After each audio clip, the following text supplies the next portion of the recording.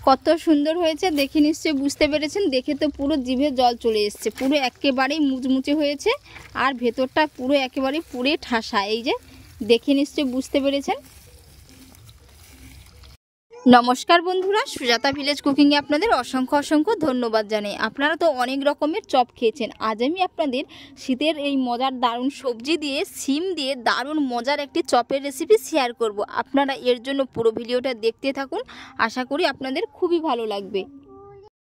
সিমের চপগুলো কত সুন্দর হয়েছে দেখে নিশ্চয়ই বুঝতে পেরেছেন। একেবারে ফুলে টইটুম্বুর হয়ে গেছে। আপনারা যদি না বাড়িতে একবার বানিয়ে খান তো আপনাদের বিশ্বাস হবে না কত সুন্দর হয়েছে। এই যে দেখে তো পুরো জিভে জল চলে এসছে। তো বন্ধুরা, আপনি যদি আমার চ্যানেলে নতুন বন্ধু হয়ে থাকেন অবশ্যই চ্যানেলটিকে লাইক, শেয়ার ও সাবস্ক্রাইব করে নেওয়ার অনুরোধ থাকলো। সিমের চপ বানানোর জন্য এখানে আমি সিম নিয়েছি 300 গ্রাম। তো সিমগুলো ভালো করে কেটে ধুয়ে পরিষ্কার করে নেব। তো প্রথমে সিমের দুধারের এই যে অংশগুলো কেটে নেব। আপনারা চাইলে ছুরি দিয়েও কেটে নিতে পারেন। তো এখানে আমি বটি দিয়ে কেটে নিচ্ছি। এরকম করে এগুলো কেটে নেব। আর বন্ধুরা, এগুলো একেবারেই কচি সিম, দেখে নিশ্চয়ই বুঝতে পেরেছেন সিমগুলো। আর সিমের ভেতরে বীজগুলো দেখে বুঝতে পেরেছেন। এরকম করে কেটে নেব সবগুলো। এর যে আঁশটা এটাও আমি ছাড়িয়ে নেব। সমস্তগুলো কেটে ধুয়ে পরিষ্কার করে নিয়েছি। এবার এর যে ভেতরের বীজগুলো আমি বের করে নিচ্ছি। আপনারা চাইলে নাও বের করতে পারেন, যেহেতু এগুলো একেবারেই কচি। এরকম করে ছুরি দিয়ে কেটে বের করে নেব। এই যে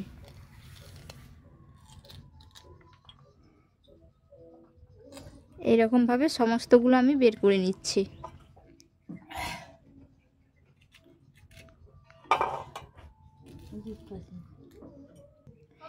এই যে সমস্ত সিমগুলো আমি বীজ বের করে নিয়েছি, দেখে নিশ্চয়ই আপনারা বুঝতে পেরেছেন। তো এবার এর যে বীজগুলো বেরিয়েছে এগুলোর সাথে আমি আলু সেদ্ধ করে রেখেছি, দিয়ে আমি এর স্টাফিংটা বানিয়ে নেব। এবার আমি বেসনের একটি বেটার বানিয়ে নেব। তো এর জন্য এখানে আমি 1.5 কাপ বেসন নিয়ে নিচ্ছি।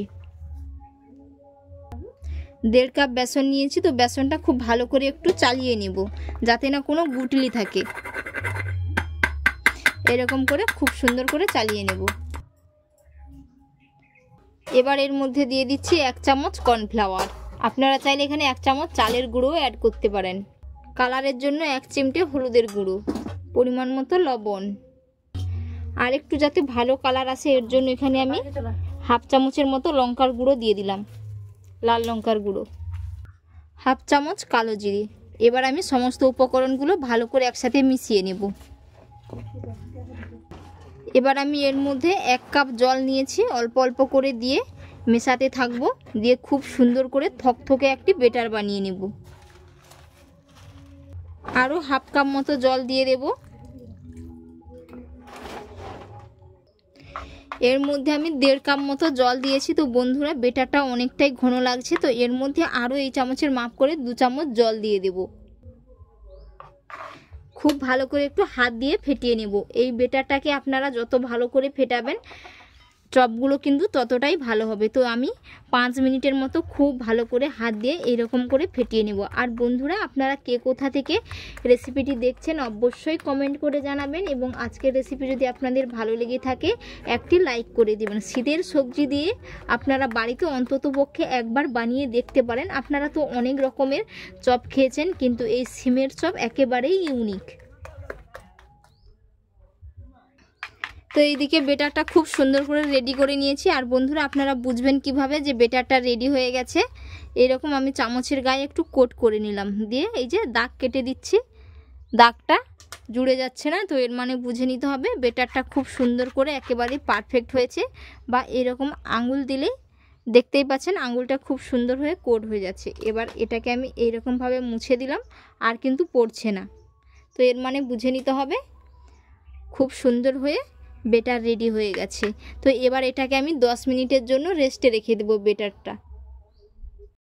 তো প্রথমে আমি একটি ভাজা মশলা তৈরি করে নেব। এর জন্য এখানে পানমৌরি, গোটা জিরে, গোটা ধনে, গোটা লঙ্কা, সাথে 3টে এলাচ নিয়েছি। এগুলো খুব ভালো করে একটু রোস্ট করে নেব। মশলাটা খুব সুন্দর হয়ে রোস্ট হয়ে গেছে। এই যে এর থেকে বেশি করে লাল করব না। এবার আমি এগুলো নামিয়ে নেব, দিয়ে শিলপাটাতে গুঁড়ো করে নেব।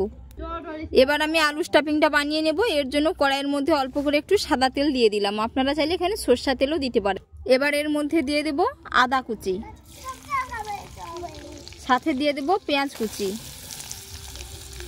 এবং আমি যে বীজগুলো বের করে রেখেছিলাম ওগুলো এর মধ্যে দিয়ে দিচ্ছি। সিমের যে বীজগুলো তেলের মধ্যে দিলে খুব সুন্দরভাবে সেদ্ধ হয়ে যাবে, এর কারণে দিয়ে দিলাম। এবার দিয়ে দিচ্ছি হলুদের গুঁড়ো। তো বন্ধুরা, এখানে আমি পেঁয়াজ দিয়েছি, আপনারা চাইলে নিরামিষভাবে পেঁয়াজ ছাড়াও বানিয়ে নিতে পারেন, এবং আপনারা চাইলে এখানে রসুনও অ্যাড করতে পারেন। পেঁয়াজটা খুব সুন্দর হয়ে ভাজা ভাজা হয়ে গেছে। এবার আমি আগে থেকে সেদ্ধ করে রাখা আলুগুলো হাত দিয়ে একটু ম্যাশ করে এর মধ্যে দিয়ে দিচ্ছি।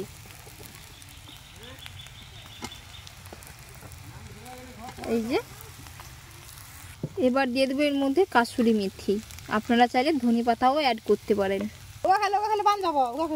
এবার আমি উপর থেকে কয়েকটা চীনাবাদাম দিয়ে দিচ্ছি ভেজে রাখা। এবার দিয়ে দেব পরিমাণ মতো লবণ। খুব ভালো করে বানিয়ে নেব। আলুটা খুব সুন্দর করে এইদিকে ম্যাশ করে নিয়েছি খুন্তি দিয়ে। এবার আমি ভেজে রাখা গুঁড়ো মশলা দিয়ে দিলাম। তো বন্ধুরা, গুঁড়ো মশলার মধ্যে সমস্ত কিছু আছে, এর কারণে আমি আর এক্সট্রা কোনো মশলা এখানে অ্যাড করলাম না। তো এবার আমি নামিয়ে নেব। আলুর স্টাফিং খুব সুন্দর করে বানিয়ে নিয়েছি। এবার আমি এগুলোর মধ্যে স্টাফিংটা ভরে নেব। এইরকম করে ভরা একেবারেই সহজ। এরকম করে কিন্তু ভরে নিতে হবে, পুরো সেট করে নেব ভেতর পর্যন্ত দিয়ে।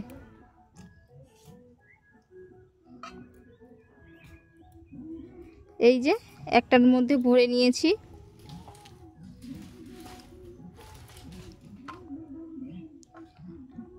আবারও একটা ঠিক একই রকম ভাবে ভরে নেব।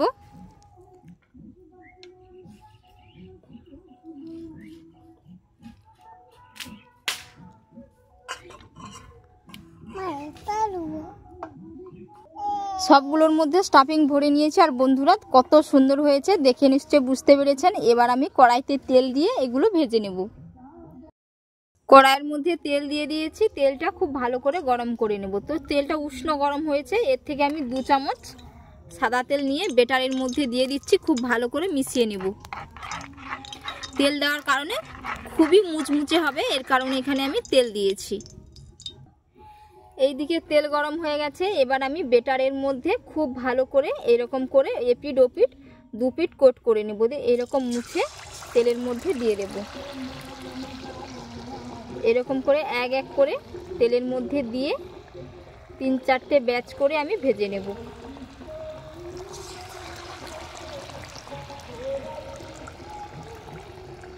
দেখে নিশ্চয়ই বুঝতে পেরেছেন কেমনভাবে আমি দিচ্ছি। একেবারেই সহজ বন্ধুরা।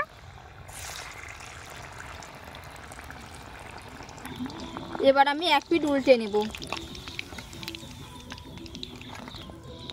এই যে বন্ধুরা, কত সুন্দর উল্টো পিঠটাও কালার এসে গেছে, দেখে নিশ্চয়ই বুঝতে পেরেছেন।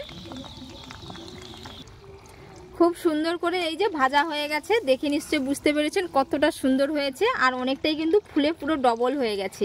এবার আমি এগুলো তুলে নেব, আর বাকিগুলো ঠিক একই রকম ভাবে ভেজে নেব। এই যে তেল থেকে ছেঁকে তুলে নিচ্ছি।